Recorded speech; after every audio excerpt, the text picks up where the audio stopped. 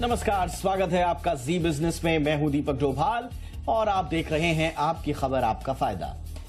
Air pollution हमारी और आपकी उम्र कम कर रहा है। 1-2 साल नहीं बल्कि समय से करीब 10 साल पहले ये लोगों को बूढ़ा कर दे रहा है। दिक्कत यह है कि इसके चलते लोगों का बुढ़ापा तरह तरह की बीमारियों के साथ बीत रहा है। ताजा रिसर्च बता रही है कि पॉल्यूशन के चलते लोगों के बीमार रहने की आशंका 36% ज्यादा बढ़ गई है। आज हम वायु प्रदूषण के बढ़ते खतरे पर बात करेंगे, समझेंगे इससे किन बीमारियों के होने का ज्यादा खतरा है, साथ ही इस दम घोटू वायु प्रदूषण से कैसे बचें। एक्सपर्ट से इस मुद्दे पर करेंगे चर्चा, लेकिन सबसे पहले ये रिपोर्ट।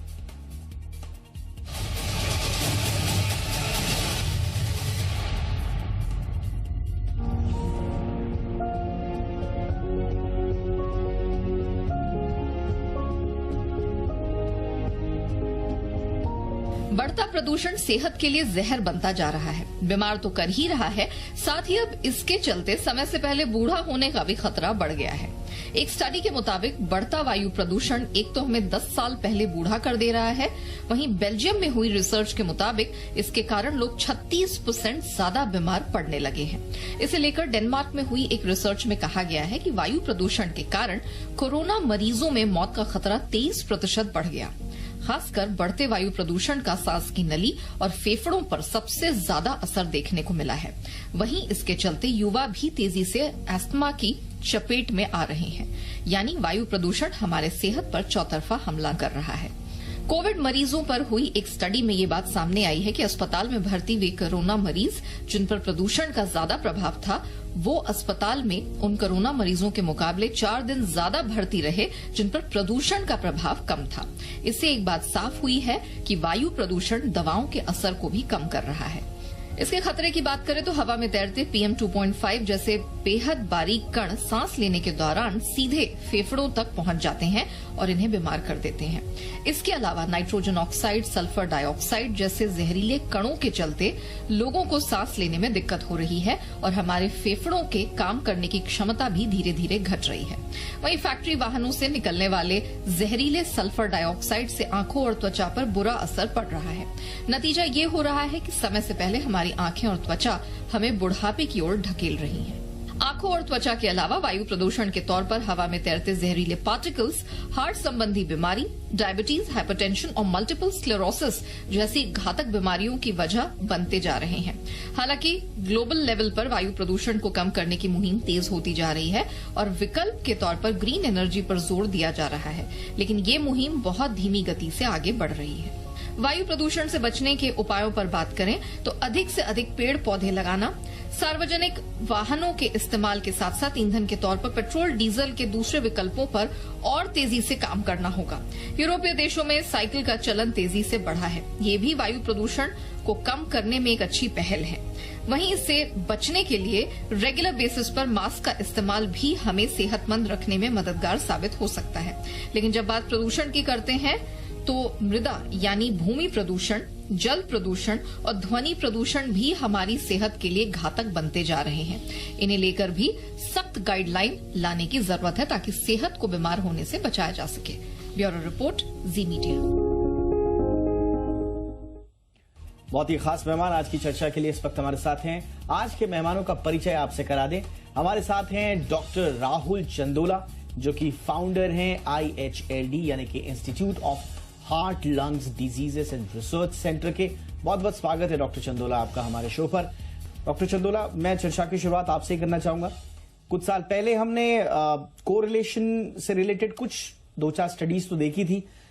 इनफैक्ट एक कोलोराडो स्टेट यूनिवर्सिटी की रिपोर्ट थी जिसमें एयर पॉल्यूटेंट्स का सेल्यूलर एजिंग से कुछ कनेक्शन बताया गया था। लेकिन अब ये जो ताजा स्टडी कह रही है कि 10 साल पहले बुढ़ापा आ जा रहा है, ये फाइंडिंग कितनी इंपॉर्टेंट है और इसके बेसिस क्या क्या आपको समझ में आ रहे हैं सर? देखिए, एयर पॉल्यूशन जो है ऑलमोस्ट हर ऑर्गन सिस्टम को इफेक्ट करता है, जिसमें जो है हार्ट, लंग्स, जो कि नोन है कि लंग्स को का इन्वॉल्वमेंट होता है। हार्ट भी हमें पता है कि कार्डियोवैस्कुलर हेल्थ को इफेक्ट करता है।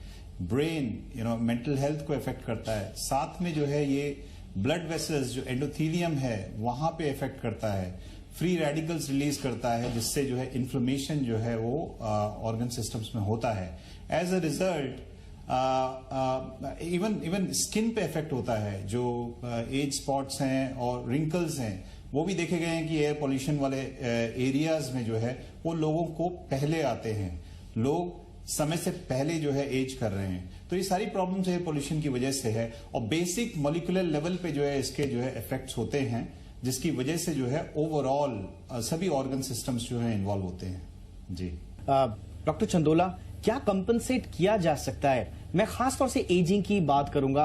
अब एजिंग में जैसा कि आपने शुरुआत में कहा कि उस एज के साथ साथ आपके जो ऑर्गन्स पर इंपैक्ट पड़ रहा है वो सिचुएशन को और खराब कर रहा है, लेकिन क्या इसको हम कॉम्पनसेट कर सकते हैं? कुछ लोग कहते हैं साहब एक्सरसाइज कीजिए, कुछ लोग कहते हैं कि आप जो दूसरे स्मोकिंग वगैरह तो बिल्कुल भी नहीं करनी चाहिए, लेकिन बाकी क्या हम अपनी दिनचर्या में बदलाव, अपनी लाइफस्टाइल में बदलाव करके क्या कंपनसेट कर सकते हैं? जी देखिए, सबसे जरूरी चीज तो ये है कि प्रिवेंशन, अगर एयर पोल्यूशन को हम किसी तरह से जो है प्रिवेंट कर सकें, वो तो खैर गवर्नमेंट लेवल पे पॉलिसीज और बाकी सब जो है एक कलेक्टिव कंसेंस में आना जरूरी है। उसके अलावा जो है इंपॉर्टेंट चीज है हर व्यक्ति क्या कर सकता है। जिस समय पोल्यूशन ज्यादा होता है, सभी को पता होता है कि कौन सा टाइम है, गवर्नमेंट एडवाइजरीज भी देती है। ऐसे समय में जो है हम सभी को कोशिश करनी चाहिए कि जो है आउटडोर एक्टिविटीज कम करें, इंडोर्स रहें, खासतौर से ट्रैफिक वाले एरियाज हैं वहां पे जो है एक्सपोजर कम हो आपको। इसके अलावा जो है अपनी जो है दिनचर्या में जो है बहुत सारे परिवर्तन करने की जरूरत है, ताकि जो है ये एयर पोल्यूटेंट्स जो नुकसान करते हैं जो है आपके जो है डिफरेंट ऑर्गन सिस्टम्स को, वो कुछ कम किया जा सके। हमें जो है नियमित रूप से व्यायाम करना चाहिए। व्यायाम भी जो है घर के अंदर करें। कुछ जो है लंग्स की हेल्थ को इंप्रूव करने के लिए जो बेसिक एक्सरसाइजेज होती हैं, जैसे डीप ब्रीदिंग एक्सरसाइजेज बोलते हैं, उनको नियमित रूप में करना चाहिए। जो सिंपल योगा एक्सरसाइजेज हैं, अनुलोम विलोम, ये हर व्यक्ति जो है करे घर पे। इससे जो है लंग हेल्थ इंप्रूव होगी। हम जो है डेली जो है सुबह शाम जो है स्टीम इनहेलेशन लें, इससे जो है एयरवेज जो है ह्यूमिडिफाइड रहेंगे, एयर पोल्यूटेंट्स का जो है इफेक्ट जो है वो कुछ कम होगा। इसके अलावा जो है कुछ जो बहुत ही हेल्दी फूड्स हैं, उसकी तरफ थोड़ा ध्यान देना चाहिए हमको। वेजिटेबल्स, फ्रूट्स जो हैं जिनमें जो है ओमेगा 3 फैटी एसिड्स ज्यादा हैं, जिनमें जो है मैग्नीशियम ज्यादा है, ऐसे फूड्स को जो है कंज्यूम करना चाहिए। विटामिन सी जिनमें ज्यादा है, क्योंकि जो है ये सारी चीजें जो हैं वो एयर पोल्यूटेंट्स के इफेक्ट को शरीर पे कुछ कम करती हैं। इसके अलावा जो है हमें जो है जो स्पेशली जो हाई रिस्क कैटेगरी में आते हैं, स्पेशली कार्डियोवैस्कुलर लंग हेल्थ में देखें तो जिन लोगों को जो है हाई रिस्क कैटेगरी में आते हैं, जैसे जो पेशेंट्स डायबिटिक्स हैं, जिनको अंडरलाइंग हार्ट कंडीशन है, या फिर फैमिली हिस्ट्री है कार्डियोवैस्कुलर डिजीज की, या जो पेशेंट्स जिनको आईएलडी है या सीओपीडी है, ऐसे पेशेंट्स जो हैं खासतौर से एयर पोल्यूशन जिस समय ज्यादा होता है वो एयर पोल्यूटेंट्स के इफेक्ट से ज्यादा प्रभावित होते हैं। तो इस तरह के हाई रिस्क में आने वाले लोगों को, खासतौर से वृद्ध लोग, इनको जो है कोशिश करनी चाहिए कि आउटडोर एक्टिविटीज इस टाइम पे कम करें, और ये बाकी जो सिंपल प्रिकॉशंस जैसे मैंने अभी बताया वो थोड़ा सा लें। अपने दिनचर्या अपने जो है में व्यायाम को जो है नियमित रूप से करें, हेल्दी फूड लें, घर में जो है एयर प्यूरिफायर यूज करें, और अपनी जो अंडरलाइंग जो मेडिकल कंडीशन है उसको जो है स्टेबलाइज करके रखें, इन द सेंस की जो है मेडिकेशंस प्रॉपर्ली लें, कहीं पे भी कोई जो है ऐसी चीज ना करें जैसे सिगरेट स्मोकिंग हो गई, और एक्सेसिव आउटडोर एक्सपोजर, इसको अवॉइड करें। डॉक्टर चंदोला, हमने काफी काम किया है। इनफैक्ट आपका वो मुझे बहुत शानदार आपकी टीम का काम मुझे याद आता है जब आप लोग लंग ट्रांसप्लांट भी अब कर रहे हैं। एक व्यक्ति जब आपके टेबल पर आता है या ऑपरेशन थिएटर में होता है और आप देखते हैं कि अलग अलग कारणों से उसके फेफड़े या उसके दूसरे ऑर्गन्स पर इंपैक्ट है, क्या आपको उस वक्त लगता है कि पॉलिसी में ऐसा क्या बदलाव होना चाहिए कि व्यक्ति कम से कम सरकारी नीतियों के चलते कम से कम वो उसको भुगतना ना पड़े, उसके ऑर्गन्स पर इंपैक्ट ना हो, उसके अपने जो फैसले हैं वो ठीक है, वो स्मोकर है या उसका अनहेल्दी लाइफस्टाइल है, लेकिन जो पॉलिसी लेवल के सवाल हैं उनको देखकर आपको क्या लगता है, क्या ठोस नीति बननी चाहिए? देखिए, ये बात सही कह रहे हैं आप कि क्योंकि जो हम लंग्स देखते हैं, अब अगर पॉसिबल होता हम आपको दिखा सकते कि जो है जब हम ऑपरेट करते हैं, जब चेस्ट ओपन करते हैं, हमारा डेली का काम है जो है हार्ट ओपन करना, चेस्ट ओपन करना, तो लंग्स जो है सामने दिखते हैं। और जो हम देखते हैं अभी जो है समबडी हु इज 30 साल की उम्र, 35 साल की उम्र, 40 साल की उम्र में वो लंग्स में जो है कार्बन पार्टिकल्स दिखते हैं। इवन दो पेशेंट की कोई स्मोकिंग की हिस्ट्री नहीं है, लेकिन फिर भी जो है सीओपीडी का कुछ एलिमेंट हमें दिखाई देता है। जब हम हार्ट को ओपन करते हैं, बीच से चेस्ट को ओपन करते हैं हार्ट के ऑपरेशन के लिए, दोनों लंग्स एकदम किसिंग लंग्स बोलते हैं हम। किसिंग लंग्स जो है सीओपीडी की डेफिनेशन है। वो हमको अक्सर जो है ये किसिंग लंग्स दिखते हैं इनफैक्ट यंग लोगों में, जो 30 साल की एज है, 35 साल की एज है, 40 साल की एज है।